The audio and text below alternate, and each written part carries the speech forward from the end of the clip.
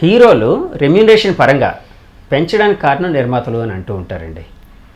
అంటే ఎలా అంటే వాళ్ళ ఎస్పెక్ట్ అంటే నేను విన్నది ఏంటి అంటే ప్రొడ్యూసర్స్ హీరో డేట్స్ కోసం అని చెప్పి అంటే ముందు డేట్స్ కోసం అని చెప్పి ఆయన దగ్గరికి వెళ్ళి ఆయన 2 కోట్లు తీసుకుంటే 2 ఎందుకు బాబు నేను 3 ఇస్తాను అని చెప్పి ఆఫర్ చేసి వాళ్ళు అలా పెంచేటట్టు చేస్తున్నారని ఒక అపోహ ఉందండి. అది నిజమా కాదా?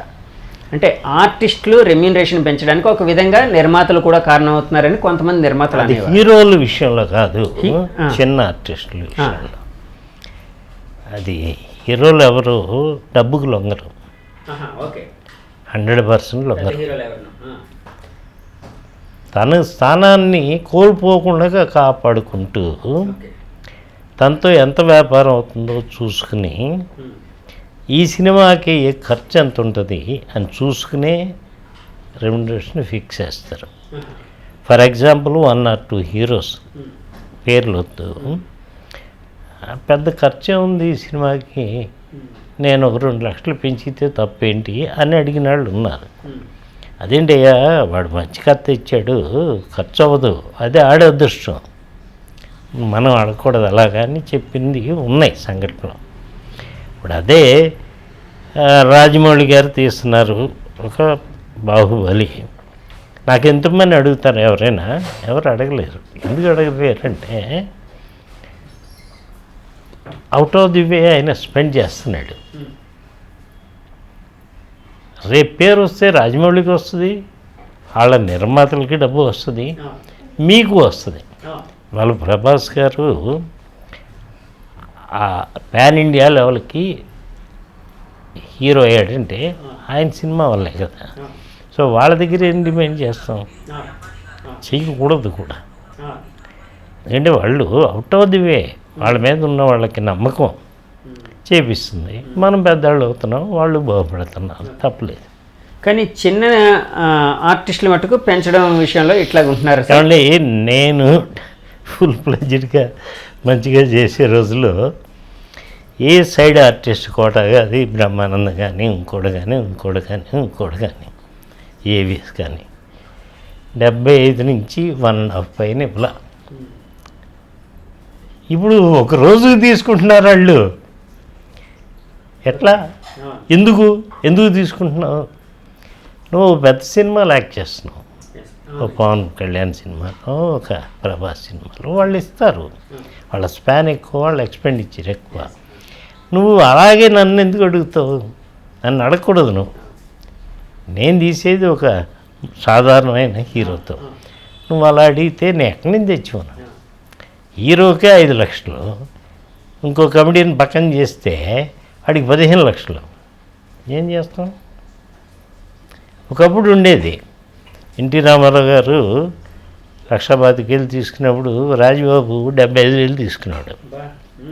Highest paid amount Rajababu. కొన్ని సినిమాలు అయితే దండం పెట్టేసాడు, ఈ సినిమా తీస్తే నీకు ఎంత లాభం వస్తుందా? నాకు 2 లక్షలు రావచ్చు. పెట్టేవారు సార్ రాజబాబు. చేయలేక, ఓపిక లేక, చేయబుద్ధి కాక ప్రొడ్యూసర్కి కాదు, ఇంకా రిలాక్స్ అవ్వాలి కదా. మీకు రేపు ఖాళీ కదా మా షూటింగ్ రండి అంటే ఎక్కడ చేస్తారు? ఇప్పుడు ఎంతో కొంత వాళ్ళ క్రియేషన్ కూడా ఉంటుంది. మన సీన్ చెప్పగానే చెప్పి వెళ్ళిపోయి ఇంప్రూవైజేషన్ ఉంటుంది. ఆ బ్రెయిన్ ఉండాలి వాళ్ళకి. సో దండం పెట్టేసి 25,000 50,000 ఇచ్చి పంపించాడు. ఈయన ఇచ్చేవాడు ప్రొడ్యూసర్లకి, ఇచ్చేసి నీ సినిమా చేయనని చెప్పేవారండి. అవును సార్. కోట గారు అంటే గుర్తొచ్చింది. కోట గారితో మీకు ఒక బాధాకరమైన సంఘటన అయితే ఉందని విన్నాను సార్. అంటే కోట గారు మీకు డేట్స్ ఇచ్చి ఆయన ఒక సమస్యలో అంటే ఒక వ్యక్తిగతమైన సమస్య కాదు, డేట్స్ ఇవ్వాలని వల్ల ఏమక్కర్లా. మా డేస్లో అలా ఉండేవి. ఎల్లుండి చేసుకుందామా కోట అంటాం, చేసుకుందాం అంటాడు. అరే బాంబేలో ఎవడో ఆర్టిస్ట్ ఉంటాడు, వాడిని పిలిపిస్తాం. మెడ్రాస్లో ఎవరు ఉంటారో వాడిని పిలిపిస్తాం. ఆ రోజు షూటింగ్ చేయలేకపోయాం. ఎందుకంటే వాళ్ళ ఇంట్లో ఒక విషాదం. ఓకే, తప్పదు, వ్యక్తిగతమైన విషాదం. అది మనకి దానివల్ల 10,000 20,000 1,00,000 ఖర్చు అయినా తప్పలేదు. రెండోసారి చెప్పాడు, రెండోసారి మళ్ళీ వచ్చాను ఆర్టిస్ట్. అప్పుడు చెప్పింది అంత సాటిస్ఫాక్షన్ లేదు నాకు. దానికోసం షూటింగ్ ఎగదింగుతుంటే తప్పది. సరే ఓకే, నెక్స్ట్ మటుకి ఇలా చేయక నెక్స్ట్ డేట్ ఇవ్వను. నెక్స్ట్ ఇచ్చాడు, మళ్ళీ ఇచ్చాడు హ్యాండ్. ఒక నమ్మకంతోనే అన్నీ జరుగుతాయండి. అవునండి, అవును, అదే మీరు ప్రిపేర్ అయిపోయి ఉంటారు. అవును నేను చెప్పా, నీ శోధన విన్నాం, అయిపోయింది. 2 సార్లు, ఫస్ట్ సార్ అంటే అది ఎవడైనా చేయాల్సిందే. రెండోసారి ఐఎమ్ నాట్ సాటిస్ఫైడ్. మూడోసారి ఓకే చేసి నువ్వు కాదన్నందుకు నీకు ఇప్పుడు చెప్తున్నా, నీ ఇంటి ముందు కారు ఉంది, ఆ కారులో ఎక్కి 10:30కి అంతా రావాలి, షూటింగ్ చేయాలి. వచ్చాడు, చేసాడు, పోయాడు. ఆ కమెంట్ ఉండేది. ఇప్పుడు అలా మాట్లాడితే వాడు ఫోన్ కట్టు, మన ఫోన్ చేస్తే వాడు కట్టు, మనం మేనేజ్ చేస్తే వాడు కట్టు, అన్నీ. అంటే అప్పట్లో డైరెక్టర్లకి కమాండ్ ఉండేది, ఇప్పుడు ఫ్లెక్సిబిలిటీ ఉంటుంది బాగా. అంతే కదా సార్? ఫ్లెక్సిబుల్గా ఉండేవాళ్ళు కొంచెం ముందుకు వెళ్ళగలుగుతున్నారు. అవును. సో ఆర్టిస్టులతో వాళ్ళతో రిలేషన్ ఫ్లెక్సిబిలిటీ ఉండేవాళ్ళు. అవును, అవును, అంతే కదండి. మీరు తీసిన ఒక సినిమాకి పూజా బేడి వాళ్ళ ఫాదర్ కబీర్ బేడి, అప్పట్లో ఆయన చాలా పెద్ద మోడల్ కదండి, బాలీవుడ్లోని మోడల్ అండ్ యాక్టర్ కదండి, యాక్టర్. సో ఆయన్ని ఫస్ట్ టైం సౌత్లో యాక్ట్ చేయించింది మీరే కదండి? అవును. ఏంటి సినిమా సార్? నక్షత్ర పోరాటం. నక్షత్ర పోరాటం అంటే సుమన్ గారు, భాన్ చంద్ర గారు, అరుణ్ పాండ్యన్ గారు, వీళ్ళు కాకుండా ఆయన.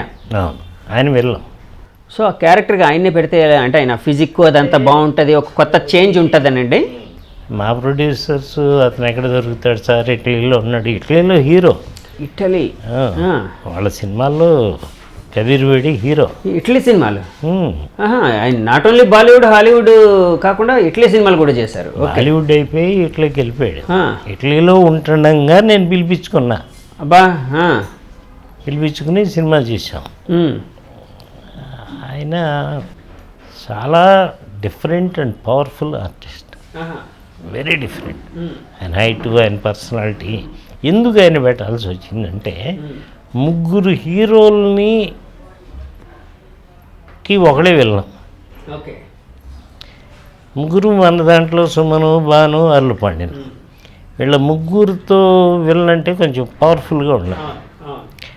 డానీ డీన్ ఎవరో చెప్పారు, వద్దు సార్ వాడు అంత మామూలుగా యావరేజ్ లుక్, వీడంటే ఉంటాడు అని లండన్ నుంచి పిలిపించి చేశాం. హార్స్ రైడింగ్స్ కానీ అన్నీ ఈజ్ టాప్. అంటే ఈజ్ బాండ్ ఫర్ ఆర్టిస్ట్, అన్నీ తెలుసుకుని మంచి ఆర్టిస్ట్. ఆ తర్వాత ఆయన తెలుగులో ఏం చేయలేదు కదండి, ఒకే ఒక్క సినిమా. ఈవెన్ సౌత్లో కూడా చేసి ఉంటారు నాకు తెలిసి. ఆయన ఇటలీలో హీరో అయిపోయాడు. అదే ఆ క్రెడిట్ అంతా మీకే. ఇక్కడ సౌత్లో ఆయన చేత యాక్ట్ చేయించిన క్రెడిట్. అవును. సో ఆయన పేమెంట్ కూడా చాలా ఎక్కువ ఇచ్చి ఉంటారు సార్ అప్పట్లో. అప్పుడు డిమాండ్ ఏం లేదండి. 6 lakhs ఇచ్చాం. అదే అప్పుడు ఎక్కువ కదా సార్? అంతే. ఒక ఆర్టిస్ట్కి, అలాంటి ఆర్టిస్ట్కి అంటే ఒక ఆ క్యారెక్టర్ చేసే ఆర్టిస్ట్కి ఎక్కువ, అంతే కదండి? అవును. సో ఇలా మీరు అంటే తెలుగు ఆర్టిస్టులతోనే కాకుండా, తమిళ ఆర్టిస్టులతోనే కాకుండా, ఇటలీలో, బాలీవుడ్లో చేసిన ఆర్టిస్టులతో కూడా యాక్ట్ చేయించారు. సో సార్ మీ జర్నీని ఒకసారి ఫస్ట్ నుంచి అవలోకనం చేసుకుంటే మీకేమనిపిస్తుంది? అట్ ద సేమ్ టైం మీకు ఆనందపరిచే సంఘటన మీ జర్నీలో ఏది, బాధ కలిగించే సంఘటన ఏది? బాధ అంటే 85లో నేను తీసిన సినిమానే బాధ. ఆనందం అంటే అమ్మదొంగ కథని నేను ఆల్మోస్ట్ ఆల్ 86-87లో రాసుకున్నది. అది భానుగాడు మన ఫ్రెండే కదా, ఆడితో తీద్దామని రాసుకున్నాం. వాడితో తీసేప్పుడు కథ ఎలా ఉంటుంది, నలుగురిని చంపుతూ కథే ఉంటుంది. అది నాకు మంచి కథ కావాలి అనుకుంటున్నప్పుడు ఈ కథ గుర్తొచ్చి, అప్పుడు సత్యమూర్తి గారు మేము కలిసి అనుకున్నాం ఈ లైన్ని. వాళ్ళంతా మర్చిపోయారు. తర్వాత నేను గుర్తు చేసిన వాళ్ళకి పెద్ద గుర్తు రాలా. ఇది పుట్టిన ఐడియా మనలో. సో ఆయనతో ఇంప్రూవైజేషన్ కూర్చున్నాం. అది నాకు గుర్తుంది కాబట్టి నేను చెప్పి ఏదో చేసుకుని రాస్తాను. ఈ సినిమా తీస్తానికి ముందు ఒక ఫ్రెండ్ సినిమా తీస్తాను అని చెప్తున్నాడు. తీసినప్పుడు చూద్దామయ్యా, తర్వాత మాట్లాడదాం అన్న. అంటే లేదు సార్, నేను రేపు డబ్బు తీసుకొస్తాను. మరి రేపు సాయంత్రం నేను చెన్నై వెళ్తున్నాను రా, నువ్వు రాగలిగితే 2:30 లోపు వస్తే నేను ఆ టికెట్ క్యాన్సిల్ చేసుకుంటా, నువ్వు రాకపోతే నేను వెళ్ళిపోతా ఉంటా, నేను నీకోసం వెయిట్ చేయను. వాడు రాలా, నేను వెళ్ళిపోయా. అక్కడికి వచ్చాడు స్టేషన్కి, రైల్వే స్టేషన్కి వచ్చి ఇదిగంటే వెళ్ళిపోదాం అన్నాడు. ఏమీ పిచ్చానికి అన్నా, మళ్ళీ నాకు రిజర్వేషన్ దొరకంటే 2-3 రోజులు పట్టిద్ది. వచ్చేసాము, హీరో గారికి అడ్వాన్స్ ఇచ్చాము, చేసాం. మళ్ళీ ఆయన చేయలేకపోయాడు, అంతవరకే చేశాడు. తర్వాత మా తమ్ముడికి విషయం తెలిసి మా తమ్ముడు ఫ్రెండ్స్ అంతా చేరి ఆ సినిమాని తీశారు. ఆ సినిమా సక్సెస్ తెలియని ఆనందాన్ని ఇచ్చింది. అంటే నేను నిజం చెప్పాలంటే దానికన్నా మంచి సినిమా అమ్మ నా గొళ్ళ. నాకు ఇష్టమైన కథ ఏదంటే అదే చెప్తా. బట్ హీరోకి ఎంత వాల్యూ ఉందనేది అమ్మదంగా ప్రూవ్ చేస్తుంది. ఆ హీరో ప్లేస్లో హీరో కాకుండా ఇంకోళ్ళని పెడితే అంత ఆడదు. ఆ హీరోకి ఆ వాల్యూస్ ఉన్నాయి. ఆ వాల్యూస్ ఉన్న కథ పడటం వల్ల it reach it to the ups. అది సార్, మీ క్యారెక్టర్ ఫస్ట్ నుంచి ఒక ఫెరోషియస్ క్యారెక్టర్, ఒక రెబెల్ క్యారెక్టర్. అంటే మీ చిన్నతనం నుంచి కొట్లాట్లు, అంటే ఒక రకమైన హీరోయిక్ కైండ్ ఆఫ్, అది రాబిన్ హుడ్ కైండ్ ఆఫ్ కొట్లాట్లు కావచ్చు, ఇంకేమైనా కావచ్చు. సో అలాంటిది ఇక్కడికి వచ్చిన తర్వాత చాలా స్మూత్గా ఇట్లా వెళ్ళారు. ఎప్పుడైనా మీ సినీ జీవితంలో కన్నీళ్ళు పెట్టిన సందర్భం ఏదైనా ఉందా సార్? అంటే బాధ కలిగించో, వేరే వాళ్ళ బాధను మీరు ఓన్ చేసుకోనో, ఇలాగా ఏదైనా? నాకు నేనుగా బాధపడతా కానీ లేదు, ఇంకోళ్ళకి స్పందిస్తా. ఓకే. నా పర్సనల్గా ఎప్పుడన్నా బాధ వస్తే నేనుగా పడతాను తప్ప అది షేర్ చేయను ఎవరికి. ఓకే. సో అలాంటి సందర్భం అయితే లేదు. సో మీ శిష్యులు ఇప్పుడు ఎదుగుతూ ఉన్నారు, చాలా పెద్ద ఇదిలో ఉన్నారు. ఇప్పుడు వినాయక్ గారు కానీ ఇంకోరు కానీ మీ దగ్గరికి అంటే వస్తూ ఉంటారు సార్? రెగ్యులర్గా టచ్లో ఉంటారా? అంటే రోజు ఎక్కడ ఉంటాం, కాదు అదే అండి నా ఉద్దేశం, అప్పుడప్పుడైనా రెగ్యులర్ టచ్లో. సో మిమ్మల్ని మీరంటే ఆ రెస్పెక్ట్, సేమ్. అవును. నాకు చిన్న కష్టం ఉందని వాళ్ళకి తెలిస్తే they are like my sons. Okay. వాళ్ళు చూసుకుంటారు. ఓకే. ఆ విధంగా మీకు ఒక సపోర్ట్ అనేది ఎప్పుడు ఉంటుంది? ఎప్పుడు. ఓకే. నేను మిస్యూజ్ చేసుకోను. సో అంటే మీతో ఇంకా తెలుసుకోవాలంటే బోల్డ్ ఉన్నాయి సార్. మీరు ఒక అనుభూతుల పుట్ట. సో సమయాభావం వలన నేను ఇప్పుడు కంక్లూడ్ చేయాల్సి వస్తుంది. కానీ మీతో ఇంకా సార్ ఇంకో ప్రోగ్రామ్ చేసి, ఇంకో షో చేసి ఇంకా ఎక్కువ విషయాలు తెలుసుకోవాలని ఉంది. నిజంగా మీరు ఇప్పుడు లాస్ట్ కంక్లూజన్ సార్, ఇప్పుడు కొత్తగా డైరెక్టర్లు అవ్వాలనుకుంటున్న వాళ్ళకి, నిర్మాతలకి, వాళ్ళు ఎదుగుదలకి మీరు ఇచ్చే సలహా, ఒక సీనియర్ డైరెక్టర్గా, నిర్మాతగా, ఒక సీనియర్ ఫిల్మ్ పర్సనాలిటీగా మీరు ఇచ్చే సలహా ఏంటి సార్? ఫస్ట్ కథను సెట్ చేసుకోండి. ఓకే. కథ ఈజ్ ద హీరో. ఎస్. ఆ కథ కరెక్ట్గా ఉన్నప్పుడు, నా అమ్మ దొంగ సినిమాకి కృష్ణ గారు కాకుండా ఇంకోళ్ళు చేస్తే ఎలా ఉంటుందో అలాగే ఉంటుంది. దానికి తగ్గ ఆర్టిస్ట్ పడినప్పుడు పెద్ద హిట్ అయితే. అందుకని కథ ఈజ్ మోస్ట్ ఇంపార్టెంట్. ఆ కథని కథనం రూపంలో ఇంకోలాగా డెవలప్ చేయాల్సిన బాధ్యత డైరెక్టర్. దానికి ఎప్పుడైతే సరైన హీరో పడ్డాడో ఇట్ గోస్ అల్టిమేట్. సో అవన్నీ తొందరపడకుండా ఇప్పుడు స్కూటర్ పెడతాం ఇంటి ముందు, మా అబ్బాయి నాకు తెలిసిన తోలు ఎక్కేస్తాడు, అది అక్కడ పడేస్తాడు. యాక్సిడెంట్లో ఏ ప్రమాదం ఉంటుంది. అవును, అలాగే సినిమా కూడా అలాంటిదే. సో మనకి తెలుసు అనేది ఎంతవరకు అనేది కన్ఫర్మ్ చేసుకుని యూ షుడ్ ప్రొసీడ్ చేస్తే. సార్ ఇప్పుడు సినిమా అనేది వైడ్ అయిపోయింది.